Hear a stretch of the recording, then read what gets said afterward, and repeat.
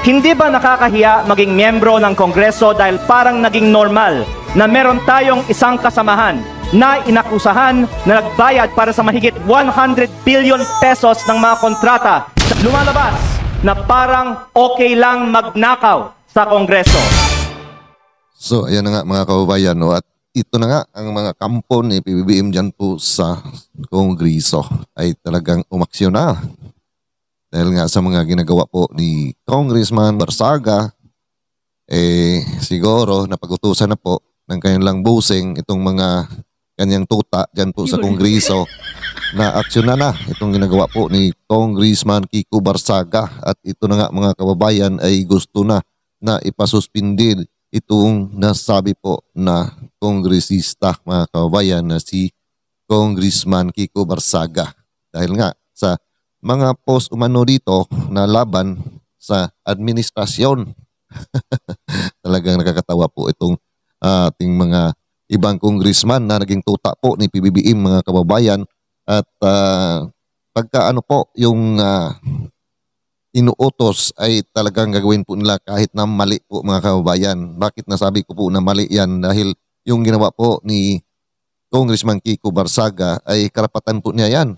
This freedom of speech ni Kiko Barsaga o Congressman Kiko Barsaga mga kababayan, na kahit tayong mga ultimong mga mamamayang Pilipino na magsalita laban po sa mga ginagawa na katiwalian sa ating mga nasa gobyerno. Dahil karapatan po natin bilang mga Pilipino na ihayag na talagang hindi na po karapat-dapat na galangin ang kanilang mga ginagawa dahil sobrang mali na po mga kababayan. Lalo na nga doon sa isyo ng garapalan po na nakawan dyan po sa flood control project na alam po natin marami pong sangkot dyan na mga congressman, mga kababayan at mayroon din pong mga senador, diba mga kababayan, at iba pang mga government official. At pinangalanan pa nga kung sino pa ang mga nasa itaas dyan sa nasabing nakawan na yan.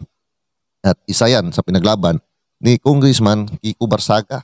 Dahil ang gusto ni Congressman Kiko Barsaga huwag pong nakawin yung pong pira ng bayan mga kababayan. Yun po ang nais ni Congressman Kiko Barsaga. Pero siyempre yung mga nasaktan dahil sila po yung sangkot talagang maggawa po sila ng kanila pong aksyon para po ay patahimikin itong si Congressman Kiko Barsaga mga kababayan, na which is ay mali. Bakit nasabi ko po na mali yan? Dahil itong si Congressman Kiko Barsaga ay binuto po ito ng ating mga kababayan dyan po sa kanyang distrito mga kababayan. Tao po ang nagluklok sa kanya, hindi po ang mga opisyal na nasa gobyerno po mga kababayan. Kaya ang dapat po na magdesisyon dyan na kung ipasuspindi man o tanggalin bilang isang congressman itong si Congressman Kiko Barsaga, ito pong mga tao na nagluklok sa kanya. Pero ito po ang nangyayari mga kabayan. Mismong mga kasamaan po niya dyan, yung mga ibang kasama niya sa Kongreso, meron naman po na against po sa ginagawa nito pong aksyon na ipagsuspindi itong si Congressman Kiko Barsaga. Katulad nga nito ni Congressman Levisti mga kababayan, natutol po siya dito sa ginagawa at talagang mahiya na ang mahiya sa sinasabi po o sasabihin po ni Congressman Levisti mga kababayan. Kaya ito po atin munang panoorin ang video na ito.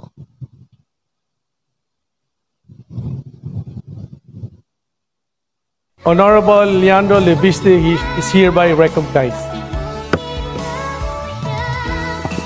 Distinguished colleagues, ang boto ko ay no, hindi dahil perpekto si Congressman Barsaga, pero dahil questionable para sa akin na minadali natin itong desisyon dahil ngayong hapon lang natin nakuha ang committee report na ito at si Congressman Barsaga lang ang sinampahan ng kaso ng Committee on Ethics. Ang boto ko... Ayan po mga kabayan, klarong-klaro po, di ba? Mismong si Congressman Levisti po ay hindi sang-ayon dito. Dahil nga, sasabi pa nga niya mga kababayan, no, na ngayong hapon pa lang po nila nakuha yung pong committee report. Pero aksyon kaagad mga kababayan. Pero yung mga tao na sangkot sa malawakan po na nakawan sa flood control, ilang buwan na po yan mga kabayan na lumilipas po, no? Lumipas na po ang ilang buwan. Pero wala pong aksyon na nangyayari na mayroon po silang inimbestigahan dyan na mga congressman na sangkot. Sana sabi pong malawakan pong nakawan sa flood control mga kabayan. Pero ito nga, si Congressman Kiko Barsaga dahil nga against sa mga nangyayari ngayon sa ating gobyerno o sa ating bayan, mga kabayan, sa mga ginagawa po sa mga nasa gobyerno na halos sila lang po ang nagpabusog ng kanila pong mga bulsa, mga kabayan, at ang mga mahirap ay lalo pang naghihirap, di ba, mga kabayan. Yan po ang nais po ni Congressman Kiko Barsaga na maiayos po, no? Maiayos po yung mga nangyayari ngayon sa ating pong bansa. Pero ito nga mga kabayan, dahil against po sa kanilang kagustuhan, inaksyonan kaagad mga kabayan. So di ba, nakakahiya po mismong kasamahan po nila na kongresista ang umaalma po mga kababayan. Ay no, lalo na dahil inuuna natin ang kaso niya kaysa sa mga mas seryosong isyong kinakaharap ng isa sa mga kasamahan natin. Isang kapwa kong Batanggenyo na nandito ngayon na bumoto sa kaso ni Congressman Barzaga. Hindi ba nakakahiya maging miyembro ng Kongreso dahil parang naging normal na meron tayong isang kasamahan na inakusahan na nagbayad para sa mahigit 100 billion pesos ng mga kontrata sa DPWH? Para bang tinatanggap natin na normal lang magkaroon ng kasamahan na iniugnay sa pagnanakaw ng bilyong-bilyong piso na hindi iniimbestigahan na ng Committee on Ethics, Public Works o Infracom, samantalang inuunan natin ang kaso ni Congressman Barzaga, habang hindi man lang natin pinaglalaanan ng masusing atensyon ang mas mabigat na aligasyon, lumalabas na parang okay lang magnakaw sa Kongreso. Nakatala na sa kasaysayan na sa gitna ng matinding kontrobersiya sa korupsyon, ito ang inuna ng Kongreso at parang lang walang mali sa ginagawa ng isa sa ating kasamahan at tayo mismo ay ngayon sumisira sa imahe ng Kongreso. Mahiya naman tayo. So yan po mga kababayan, di ba? Grabe, nakakahiya po talaga. Mismong kasamahan po nilang kongresista na ang nagsasabi na mahiya naman tayo mga kababayan. Pero yung itong mga tao na nandyan, yung mga kakampi ng mga tao na gumawa po ng katiwalian, siguro mga walang hiya naman talaga yan, di ba mga kababayan? Hindi naman talaga yan marunong mahiya. Basta't ang sa kanila ay busog po ang kanilang mga bulsa. Bahala na po tayo mamamayan. So ganun po mga kababayan ang nangyayari ngayon sa ating pong bansa na inaalmahan nga ni Congressman Kiko Barsaga dahil ayaw nga po niya na patuloy po na sirain po ng administrasyong ito ang bayan nating minamahal mga kababayan dahil nga sa sobra na po ang kanilang mga pag-aabuso mga kababayan. So ang hinahanap po ni Congressman Kiko Barsaga hustisya po doon po sa nangyayari po na nakawan. Pero pagka ordinaryong mamayan yan, kahit na mangga, yung nakawin mo, isang mangga lamang, kulong ka kaagad mga kababayan. Pero ito nga, milyones po o bilyones mga kababayan ang ninakaw. Pero wala pa pong mga nakasuhan na mga sangkot dyan na opisyal ng gobyerno. Meron pong mga kinasuhan na po yung mga maliliit lamang. So yun po ang talagang mangyayari. Pagka maliit ka lang, madali ka po nilang kakasuhan mga kabayan. Pero pagka may posisyon ka, may impluensya ka, halos pagtakpan pa nga mga kabayan, di ba? Sino po yung mga tinuturo na sangkot dyan? Marami po na mga congressman, mga kababayan. At isa sa mga pinakamataas na sinasabi mismo ni Saldico na isa din po sa tatlong men na talagang mayroong ginawa na pagnanakaw o yung mga tao na nasa itaas po sa nangyayari po na malawakang nakawan po mga kabayan.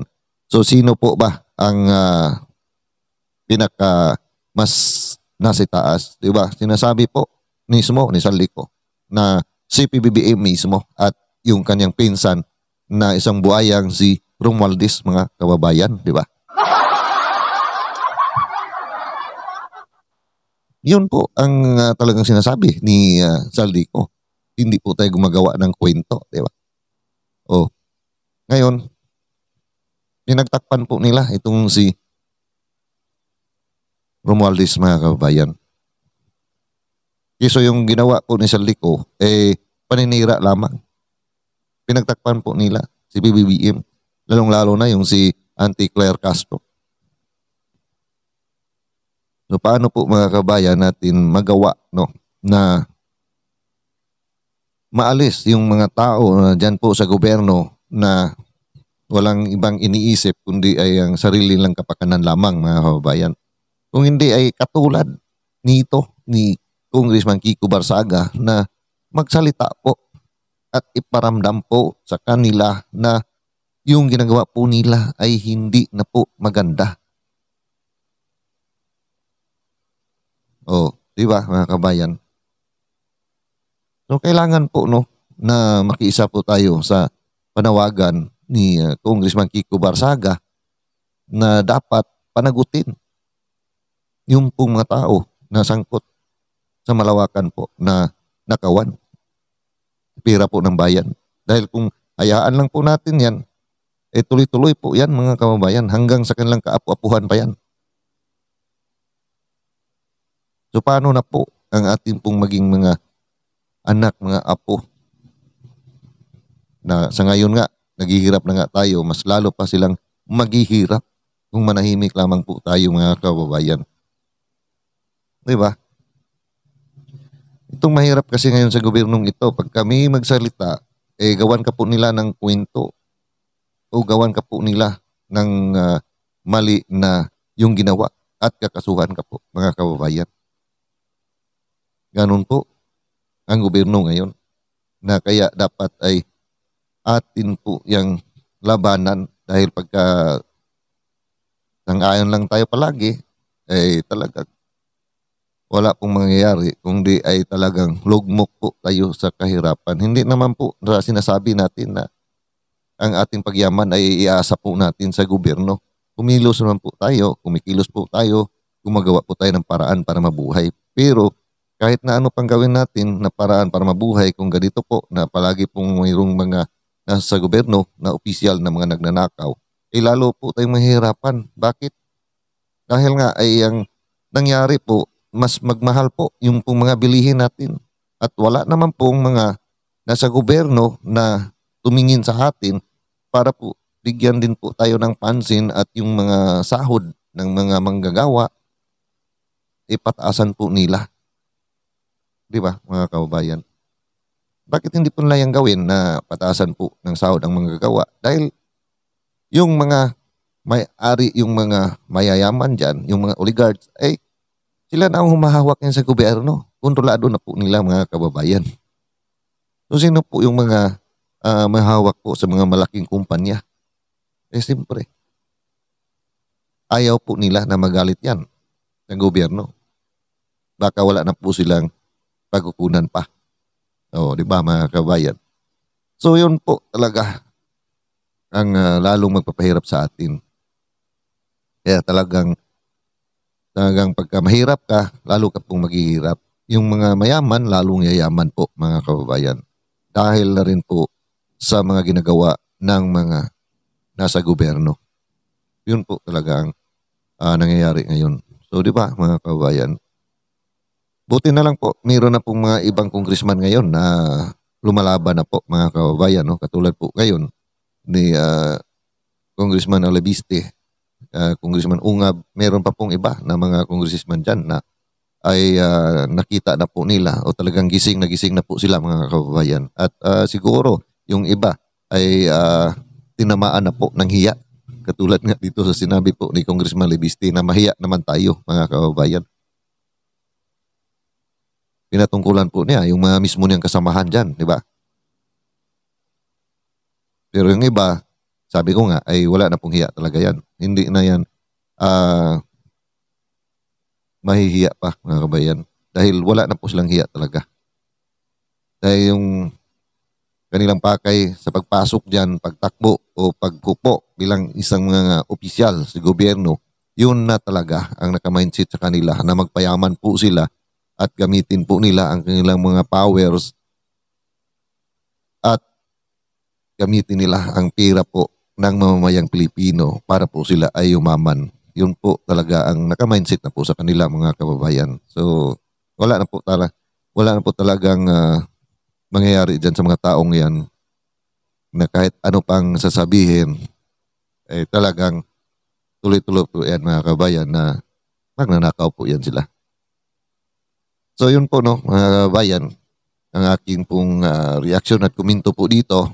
Yung maganda po no, magaling po na mayroon pong isang congressman no na mismong harap-harapan po no na pinahiya po itong kanyang mga kasamahan yan po sa Kongreso. So ayan. At talagang kung titingnan po natin mga kababayan, yung mga nakaharap po sa atin, yung isang babae, yung isa pa na babae dyan sa may kabila na mga walang hiya naman din yan mga kababayan. Siguro hindi na yan tatablan pa ng hiya no. At iba pang mga congressman nga dyan no na